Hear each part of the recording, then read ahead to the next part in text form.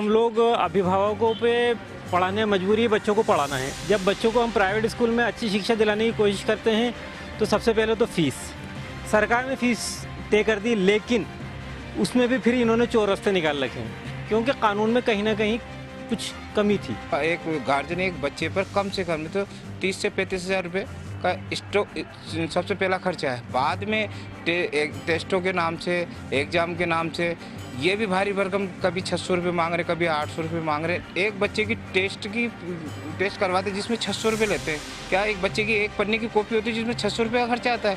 Sir, parents आरोप लगा रहे हैं भाई, अगर आप स्कूल में लिख के दे रहे हैं, ये लिखित के अंदर है, अगर आपकी डेट शीट है उसके अंदर लिख के दिया आप किताबें फ्री हो, आपको एक लेटर दिखा सकते हैं जो हम पेरेंट्स को देते हैं कि सर अगले साल ये फीस है और आप किताबें कहीं से भी खरीदने के लिए आप बाहर जाएं, बाहर ये नोटिस लगा हुआ है। तो स्कूल उस तरह किस तरह से रिस्पॉन्सिबल है किसी एलिगेशन? सब स्कूल वाले अपना अपना अलग, क्योंकि यहाँ की संगम पे भी पब्लिश है कि कॉपियों के ऊपर लिखा हुआ है, नाकोड़ा पे आ रहा है, तो स्कूल वाले बोलते होंगे तभी नाकोड़ा पे संगम का आता होगा प्रिंट।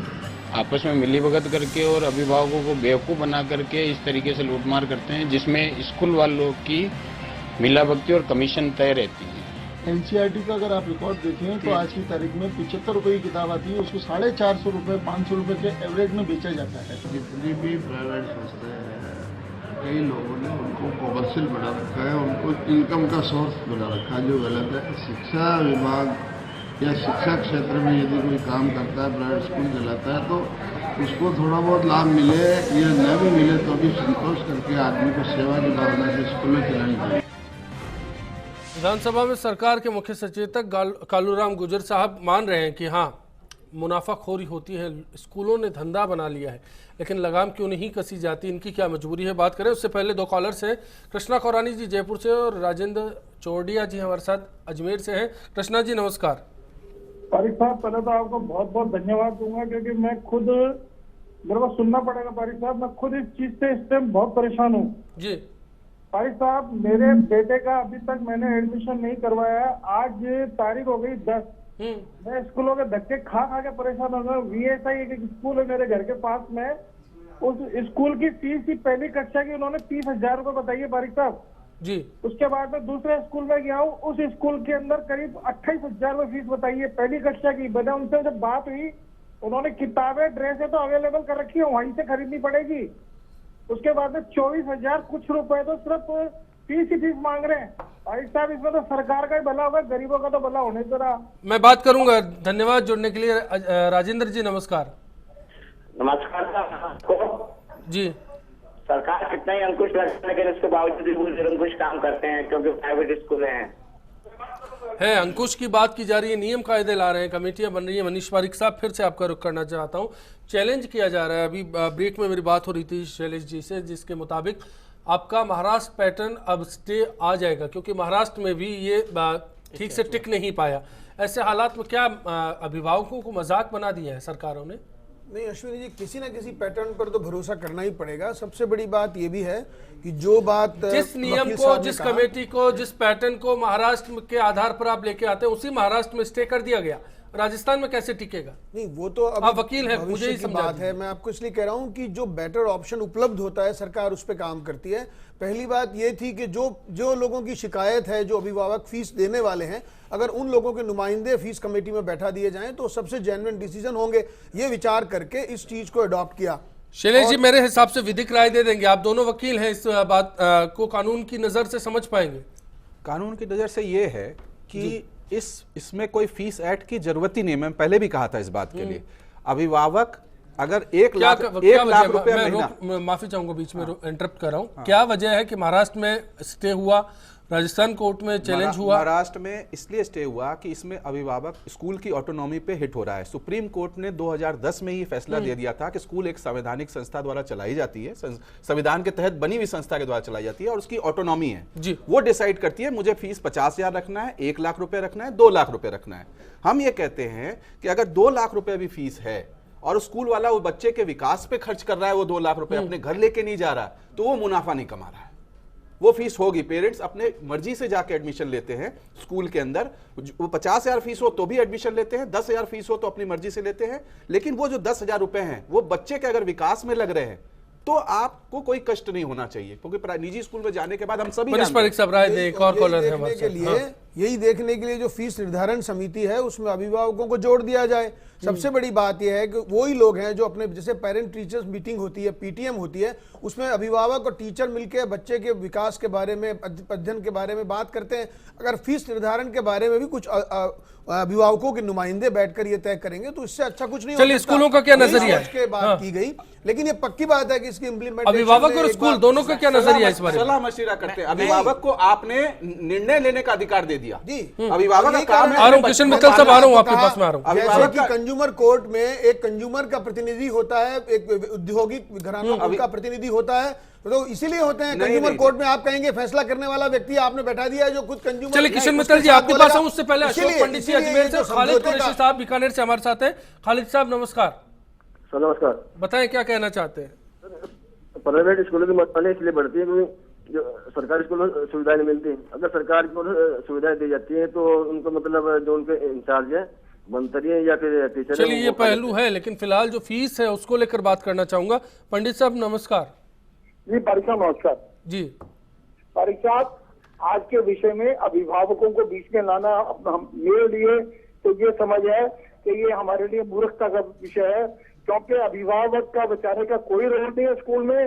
वो मूक दर्शक है मैनेजमेंट कमेटी के आगे, वो कुछ नहीं कर सकता है।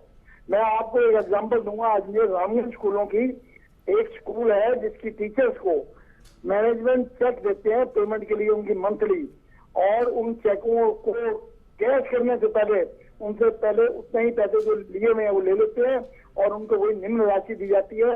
इससे बड़ी करप्शन का मिसाल मेरा ख्याल हिंदुस्तान में कहीं नहीं है। चलिए कृष्ण मित्तल साहब, आप सुन रहे हैं, हर पहलू को आप सुन रहे हैं। पहली सवाल तो ये है, अशोक पंडित जी की बात पर आऊं उससे पहले आपसे जानना चाहते हैं, क्या अभिभावकों को साथ लेकर निजी स्कूल फीस निर्धारण के लिए तैयार है?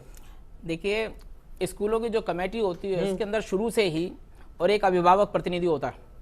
उस अभिभावक प्रतिनिधि की बात और अपने प्रबंध समिति के अंदर सुनी जाती है। अब इन्होंने ये जो बनाया, इसके अंदर 5 जो हैं अभिभावक होंगे, शिक्षक होंगे, प्रिंसिपल इसके अंदर होगा। क्या ये जो अभिभावक हैं ये तय करेंगे विद्यालयों की फीस? जबकि प्रबंध समिति को मालूम है कि हमारे इस स्कूल के अंदर ये खर्चे हैं, हमको इतने कमरे बनाने हैं, इतनी सुविधाएं देनी है, ये सारी सब चीजें रखनी। तो क्या जो ग्राहक है वो तय करेगा कि ग्राहक तय करेगा कि भाई ये जो कपड़ा है और ये इतने मीटर के लिए दो? हमने ये तय कर दिया कि हमारे स्कूल की फीस 50,000 रुपए है या हमारी 20,000 रुपए फीस है। अगर आपको इसके अंदर पढ़ाना है और ये सारी व्यवस्थाएं करनी है। एक कॉलर थे जयपुर से, पहली क्लास के लिए 30,000 रुपए की वसूली जायज लगती है? प्ले ग्रुप के नाम पर जितने स्कूल खुले हैं आप एवरेज चले जाइए, सब में बराबर सी फीस मिलेगी। देखिए, जो प्ले ग्रुप के अंदर चला रखा है तो वो समझ लीजिए दुकानें हैं कि जो प्ले ग्रुप चला रहे हैं और फर्स्ट सेकंड तक चला रहे हैं। जो विद्यालय प्ले ग्रुप से लेकर के और सीनियर सेकेंडरी तक विद्यालय चला रहा है वो अपनी फीस को देखता है कि मेरे को प्ले ग्रुप से इतना मिल जाएगा, वो मेरे को दूसरी क्लास से इतना मिल जाएगा, और वो अपनी व्यवस्थाओं को उसके अंदर करता है। तो जब उसको सारी व्यवस्थाएं वहां से मिल रही हैं, आप मानते इस बात को इन दुकानों को कंट्रोल करना चाहिए वरना हालात बिगड़ेंगे?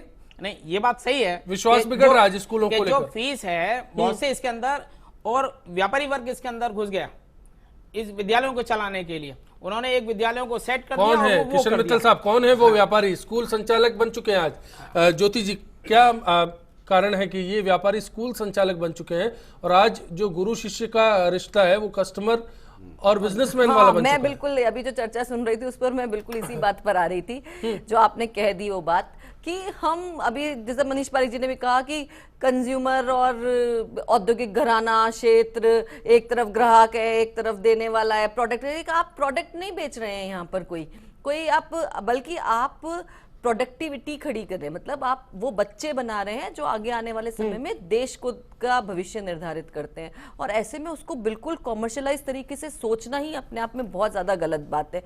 और मैं दूसरी बात जो कहना चाहूंगी वो ये कहना चाहूंगी कि सरकार सब कुछ केवल एक कमेटी बना करके अपनी जिम्मेदारी से नहीं बच सकती। ठीक बात कही, अभी बात कह रहे थे कि किसी स्कूल की फीस 2 लाख रुपए हो सकती है, 1 लाख हो सकती है, 50,000 हो सकती है, 10,000 हो सकती है, लेकिन आपके नॉर्म्स तो तय होने चाहिए कि जो अगर स्कूल वाला 2 लाख फीस रख रहा है तो उसके पास ये फैसिलिटीज होंगी, वो इतनी क्लासेस लेगा, उसके बच्चों को लेकिन तब भी नहीं था और आज भी नहीं है। आज भी नहीं, तब भी नहीं था, आज भी नहीं। मैं मानती हूँ कि लेकिन आप जब किसी चीज में सुधार की तरफ बढ़ते हैं, देखिए आरटीआई कांग्रेस ने दी, वहां उन्होंने यही प्रयास प्रयास था, उनका एक ही उद्देश्य था कि गरीब बच्चा भी उस प्राइवेट स्कूल में पढ़ सके। उसको कैसे जोड़ेंगे इससे? लेकिन आप यहाँ पर फीस निर्धारण की अगर बात करें वो भी रुक चुका है, वो भी रुक चुका है, स्कूलों तक फीस नहीं पहुंच रही। तो यही तो सरकार की नाकाबिलियत है, यही तो सरकार आकर के फेल हो जाती है, जहां मनीष वो पारिक साहब खामोशी को ही नहीं जवाब कर पा समझो। रही है, अच्छी योजनाओं को बात ये नहीं है, बात ये है कि ये और जिस तरह दूसरी से बात- कह रहे हैं कॉमर्शियलाइजेशन दृष्टिकोण, तो स्कूल के लोग कह रहे हैं, अभिभावक शिकायत कर रहे हैं, इसलिए उसकी आप ये रास्ता सरकार का निकाला क्या गया है। दृष्टिकोण है? मैं लगातार सरकार पूछ का रहा हूं, जवाब दृष्टिकोण नहीं यही आया। है कि अभिभावकों को जो फीस उचित लगती है, जैसा वकील साहब ने कहा कि वो खुद तय करते हैं कौन से स्कूल में बच्चे को पढ़ाना है, लेकिन एक जेन्युइनिटी कंसर्न जिसको कहते हैं गरिमायुक्त डिसीजन हो जाए, जो सही मायने में उचित हो। कॉलर्स इतने जुड़ फीस रहे हैं दिए, हमारे साथ उसका उतना लगातार, लाभ वो राय मिल रहा दे है। रहे हैं नहीं, अपनी। मनीष, लेकिन यही बड़ी बात बात ये- कहना चाह रहे सरकार की तरफ से, यही मैंने तो आपको न्याय रेगुलेशन व्यवस्था नहीं की बात है। की, उन्होंने कहा ठीक बात है, कि वो खुद ही तय करने वाले हो पेरेंट्स गए, तब तय तो ये करेगा ना, बिल्कुल है। एक 10,000 की फीस कंज्यूमर वाला कोर्ट में न्याय व्यवस्था होती है, फिर भी वहां पे प्रतिनिधि रखा जाता है, इसका मतलब ये नहीं है कि फैसला उससे प्रभावित होगा। कब तय इसीलिए करेगा रखा पेरेंट्स? जाता है। नहीं 10,000 की फीस वाला बच्चा है, अगर वो स्विमिंग की फैसिलिटी नहीं दे रहा है, आप 50,000 जो फीस वाला स्विमिंग की फैसिलिटी दे रहा है, अगर पेरेंट्स को चाहिए कि हमको वो करनी है, नहीं करनी है, लेकिन ये रेगुलेशन सरकार बनाए तो सही, बात ये नहीं है, सरकार की बात- इच्छा तो बात- नजर आए। अगर प्रारंभ में सरकार फीस को- तय है, और सुविधाओं दूसरी के नाम बात- पर सही पूरी वसूली नहीं हो रही, बाकी चीजें भी हैं। मैं बाकी दोनों मेहमानों के पास आऊं, उससे पहले शौकत अली साहब डीडवाड़ा से और राजेश जी काफी देर से हैं बीकानेर से हमारे साथ। राजेश जी नमस्कार। मैं सरकारी स्कूलों में रुझान बढ़ाने के लिए प्राइवेट स्कूलों से किसी तरह से हम लोग तो परेशान हो रहे हैं। क्यों ना ऐसा किया जा सके कि सरकारी साहब योगी जी का आदेश आया इस प्रदेश में कि सरकारी कर्मचारी के बच्चे केवल सरकारी स्कूल में पढ़ेंगे, इससे निश्चित सरकारी स्कूल का स्तर और सुधरेगा। आपको लगता है इससे फीस स्ट्रक्चर भी लगाम में आएगा? सर आना पड़ेगा, तो कंज्यूमर मार्केट है, अगर सरकारी स्कूल में अच्छी पढ़ाई मिल रही है तो क्यों प्राइवेट स्कूल में रख जाएंगे। चलिए मैं बात करूंगा इस बार। शौकत साहब नमस्कार। नमस्कार जी, मेरा सवाल ये है कि शिक्षा को बिजनेस बना लिया, ये सबसे बड़ी सरकार की कमी है। सरकार सरकारी स्कूलों पे ध्यान देती है और मास्टर भी अपने स्कूल में पढ़ाई ईमानदारी से कराते हैं, तो आज इतनी प्राइवेट स्कूलें नहीं खुलती। और ऐसी बात ये भी है कि ये चलन भैरू सिंह सरकार थी, जब उसने ये लाइसेंस इशू किए इतनी प्राइवेट स्कूलों के, उसी टाइम से ये चलन ज्यादा हुआ। हर गली और में आज स्कूल खोल रहा है, सरकारी इसके लिए कौन जिम्मेदार है? जी मैं आपके पहलू पर भी बात करूंगा, छोटा सा ब्रेक लेके लौटेंगे तुरंत आपके बीच। चर्चा का दौर जारी है बिग फाइट लाइव में। सवाल है कि पाठशाला कैसे मुनाफे की पाठशाला बन जाएगी? बिल्कुल निश्चित तौर पर क्या है कि अभिभावकों से जो निजी शिक्षण संस्थाएं हैं वो फीस और पुस्तक स्टेशनरी के माध्यम से लूट मचा रखी है। सरकार का ना तो निजी स्कूलों पर और ना इनके संबंधित पुस्तक वितरकों पर किसी प्रकार का नियंत्रण है।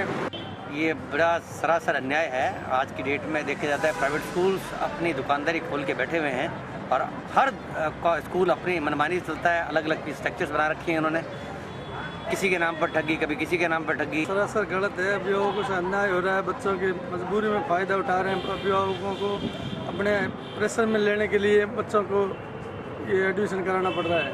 ये बिल्कुल सही है कि जितने भी प्राइवेट स्कूल है इनकी आजकल जो है दुकानदारी शुरू हो चुकी है और अभिभावक एडमिशन कराने जाता है अपने बच्चे का तो उसको बिल्कुल इस तरह से लूटा जाता है कि अभिभावक कुछ कर भी नहीं सकता।